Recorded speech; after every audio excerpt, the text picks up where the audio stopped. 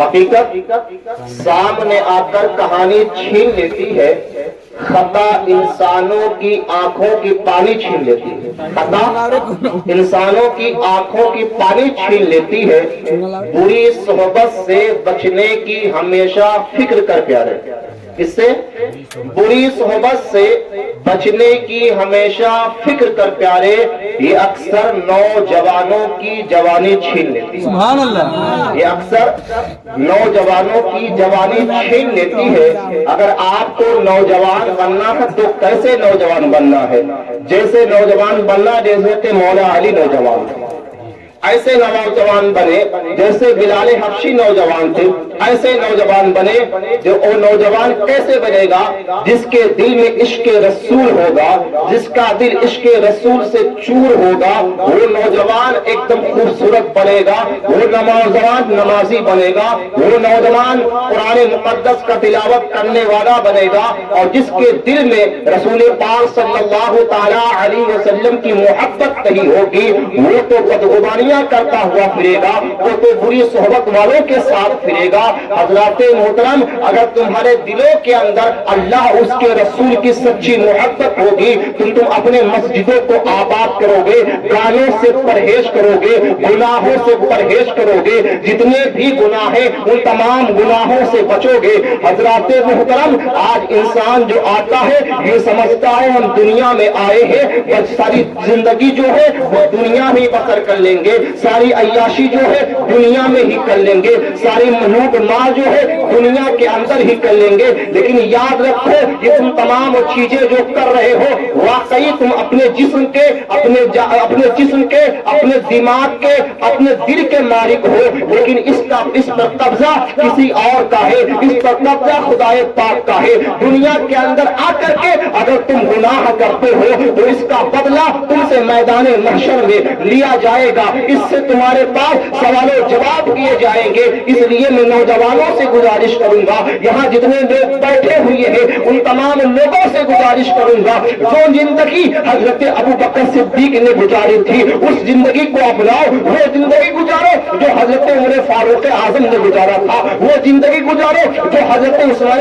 غنی نے گزارا تھا، وہ زندگی اپناؤ جو حضرت مولا علی نے گزارا تھا، وہ زندگی اپناؤ جو حضرت امام بلال حبشی نے گزارا تھا۔ اس زندگی کو خوبصورت نغینہ مل جائے گا، جس زندگی کے اندر صدیق کی صداقت آ جائے گی، اس زندگی کو خوبصورت نغینہ مل جائے گا، جس زندگی کے اندر عمر فاروق اعظم کی عدالت آ جائے گی، اس زندگی کو خوبصورت نغینہ مل جائے گا، جس زندگی کے اندر حضرت عثمان غنی کی سخاوت آ جائے گی، اور اس زندگی کو خوبصورت نغینہ مل جائے گا جس زندگی کے اندر حضرت مولا علی کی شجاعت آ جائے گی، مولا علی کی شجاعت آ جائے گی۔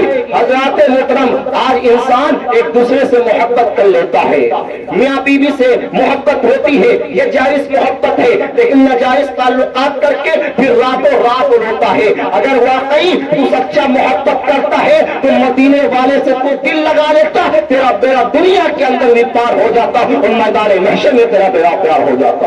اب میں آپ کو ایک بات بتاتا ہوں، سنو۔ حضور نبی پاک صلی اللہ تعالی علیہ وسلم جب مسجد نبوی شریف بنی، نبی پاک صلی اللہ تعالی علیہ وسلم کی عمر شریف تھوڑی بڑھ گئی، یعنی جب آپ 56 سال کے عمر شریف تھی آپ کی، بزرگی آپ پر طاری ہو گئی۔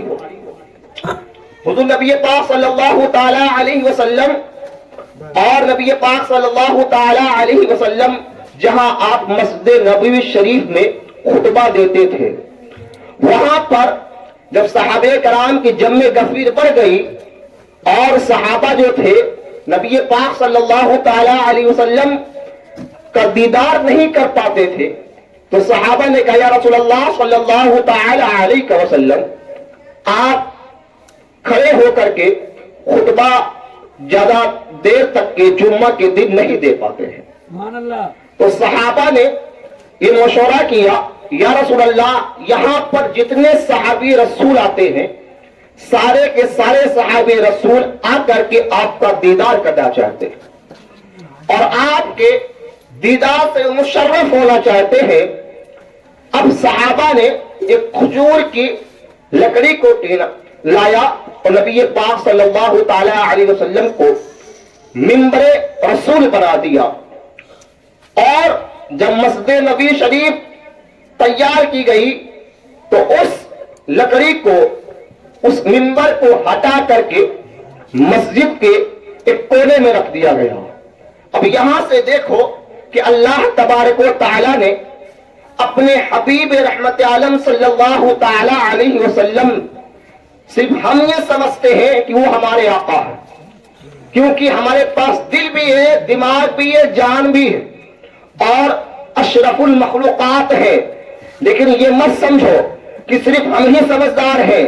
تم کو سمجھدار اس لکڑی سے تم کو اشارہ مل رہا ہے کہ ہم اپنے آقا سے کتنی محبت کرتے ہیں، اور وہ لکڑی ہے جس میں میرے آقا صلی اللہ تعالی علیہ وسلم اپنا ہاتھ مبارک رکھ کر کے خطبہ دیتے تھے۔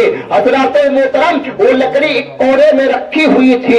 حضرات محترم نبی پاک صلی اللہ تعالی علیہ وسلم جب خطبہ دینے کے لیے مسجد نبوی شریف میں آئے تو دیکھے کہ ایک رونے کی آواز آ رہی ہے، ایک سسکنے کی آواز آ رہی ہے۔ حضرات محترم صحابہ نے بھی دیکھا، کبھی ایسا منظر، کبھی ایسا وقت نہیں آیا تھا، آخر کیا معاملہ ہے، کون رو رہا ہے، تلاش کیا گیا، لیکن مسجد نبوی میں کوئی انسان نہ ملا۔ انسان ہوتا، رونے والا تو ملتا حضرات محترم، لیکن جب میرے آقا صلی اللہ تعالی علیہ وسلم تشریف لائے تو کیا دیکھتے ہیں کہ وہی درخت ہے، وہی کھجور کی لکڑی ہے جو رو رہی ہے، اور ایسی سسک کر رو رہی ہے جس سے صحابہ کرام بھی رو رہے ہیں، ان کا دل بھی رس رہا ہے، اسی لکڑی کے ساتھ رو رہے ہیں۔ نبی پاک صلی اللہ تعالی علیہ وسلم نے اس لکڑی کو اپنے آغوش رحمت میں لیا ہے، اس سے سوال کیا ہے آخر تو کیوں رو رہی ہے؟ اس نے جواب دیا یا رسول اللہ صلی اللہ تعالی علیہ وسلم میں اس لیے رو رہی ہوں۔ حضرات محترم وہ لکڑی جواب دیتی ہے کہ نبی پاک صلی اللہ تعالی علیہ وسلم جب منبر رسول تھا وہاں تشریف لاتے تھے تو اس لکڑی پر ہاتھ رکھ کر کے وہ آپ تقریر فرماتے تھے۔ لکڑی نے کہا یا رسول اللہ صلی اللہ تعالی علیہ وسلم 3 دن یا اس سے کئی زیادہ دن ہو چکے ہیں، مجھے آپ سے جدا کر دیا گیا ہے، آپ کی محبت ہم کو رلا رہی ہے۔ حضرات محترم جب وہ لکڑی ہو کر کے اتنا سمجھدار ہے، وہ رو رہی ہے، لیکن ہم اور آپ ہیں یہاں بیٹھ کر کے نبی پاک صلی اللہ تعالی علیہ وسلم کا ذکر ہو رہا ہے، یہاں تو آنکھوں کے آنسو بہنے چاہیے، لیکن یہاں تو ہم ہنس رہے ہیں۔ یہیں سے یہ بات معلوم چل رہی ہے کہ نبی پاک صلی اللہ تعالی علیہ وسلم سے ہمارے دلوں کے اندر ان کی سنت نہیں پائی جا رہی ہے،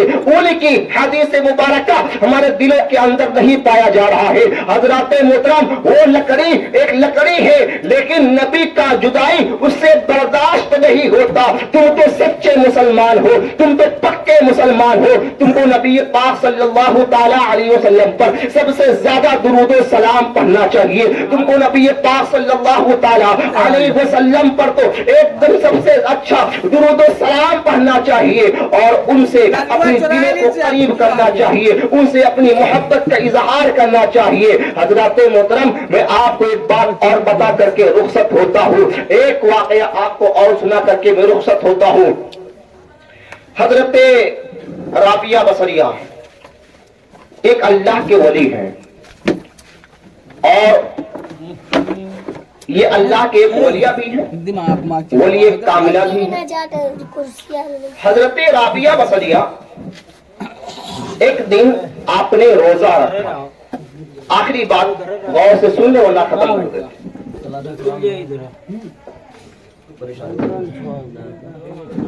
کوئی واقعات میں بولا آخری بات بتا کے ختم کر دوں، ہاں بولا ورنہ اگر دقت ہی ہے تو ختم کر دیتے۔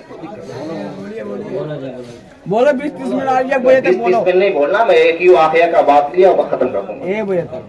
درود پاک پڑھے صلی اللہ علیہ نبی صلی اللہ علیہ وسلم علیہ یا رسول اللہ صلی اللہ تعالی علیہ وسلم۔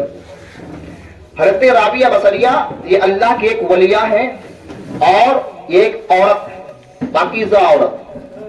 اب اللہ نے ان کو کتنا بڑا مقام و مرتبہ دیا۔ ایک دن آپ روزہ رکھتی، آپ نے روزہ رکھا، آپ کے پاس کھانے کی کوئی سامان مہیا نہیں تھی، एक रोटी थी, सिर्फ और सिर्फ एक रोटी।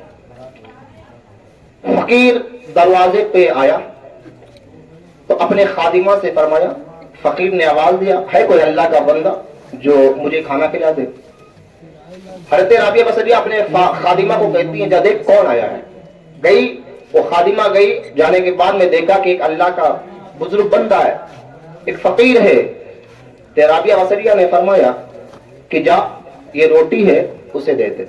घर में एक ही रोटी है, इफ्तारी करने के लिए भी एक ही रोटी है और रोजा रखने वाले 2 लोग। फिर भी वो रोटी आपने उठा करके उस फकीर को दे दिया। फिर कुछ देर के बाद में दूसरा फकीर आया, उसके पास 3 रोटियां थी।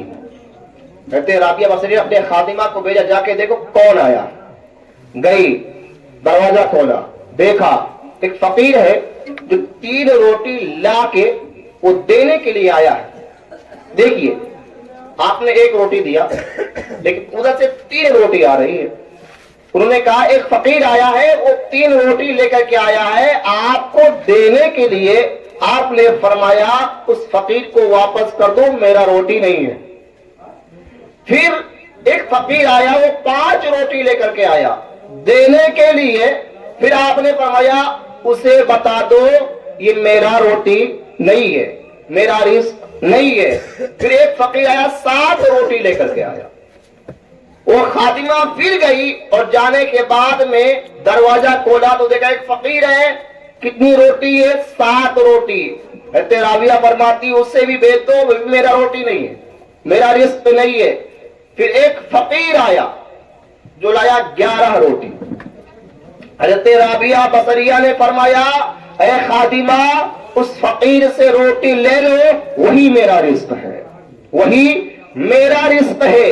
आज इंसान रिस्क के चक्कर में पड़ करके ना हराम को देखता है ना हलाल को देखता है। कुछ भी रिस्क को हासिल करने के लिए कैसा भी पैसा हो, लेकिन पैसा हो वो कमाने के लिए तैयार है, लेकिन याद रखो वो पैसा आपके लिए कामयाबी है जिसमें अल्लाह उसके रसूल की रिजा रखी हुई है। वो पैसा आपके लिए नाकामी है जिसमें अल्लाह उसके रसूल के लिए नाफरमानी है। यानी हराम का पैसा आप अगर एक लुकमा भी खाते हैं तो 40 दिन तक के आपकी कोई इबादत मकबूल नहीं होगी। हजरत राबिया बसरिया ने 11 रोटी ली। खादिमा ने पूछा, ऐ राबिया बसरिया आखिर ये बताओ आपने वो 1 रोटी लेकर के आया, 3 रोटी लेकर के आया, 5 रोटी लेकर के आया, दूसरे फकीर आए, आपने रोटी क्यों नहीं ली? आपने रोटी क्यों नहीं ली? हजरत राबिया बसरिया फरमाती कि अल्लाह का फरमान है कि अगर तू दुनिया के अंदर 1 रोटी सदका करेगी तो मैं तुझे दुनिया के अंदर 1 के बदले 10 दूंगा और मैदाने महशर में 70 दूंगा। मैदाने महशर में 70 दूंगा। हजरत राबिया बसरिया से जब आपके खादिमा ने सवाल किया, आपने फरमाया वो तो 11 रोटी है। कहा वाकई वो 11 रोटी है, लेकिन सुन ले उसका भी मसला हल हो गया है। मैंने 1 रोटी जो दे थी अल्लाह ने वो भी 1 रोटी लौटा दी है और उसके बदले में अल्लाह तबारक व तआला ने 10 रोटियां भी हमको अता फरमा दी है। सुभान अल्लाह, 10 रोटियां भी हमको अता फरमा दी है और 70 गुना अल्लाह तबारक व तआला मैदाने महशर में देगा। ये उनका ईमान कामिला था। आज हमारा ईमान क्या है? ऐसा शरीयत ने हुक्म भी नहीं देता है, दे रही है कि भाई अगर अपना पड़ोसी भी भूखा सो रहा है तो उसे तुम खाना खिलाओ,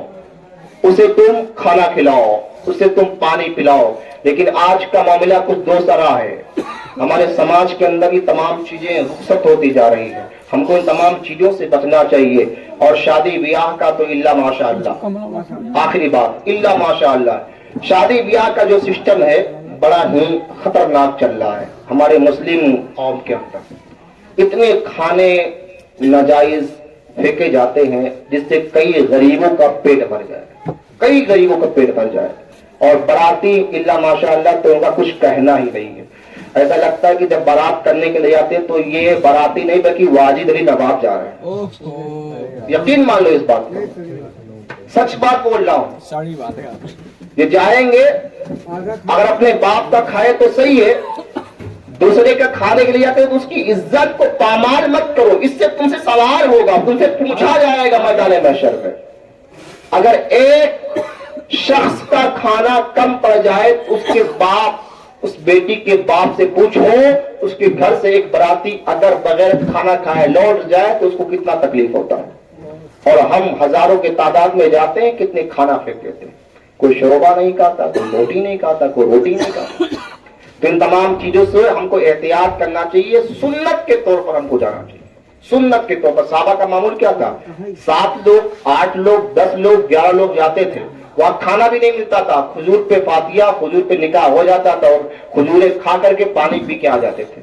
اور الحمدللہ اب تو وہ زمانہ ختم ہو گیا, وہ وقت ختم ہو گیا, آج اب یہ کر رہے ہیں.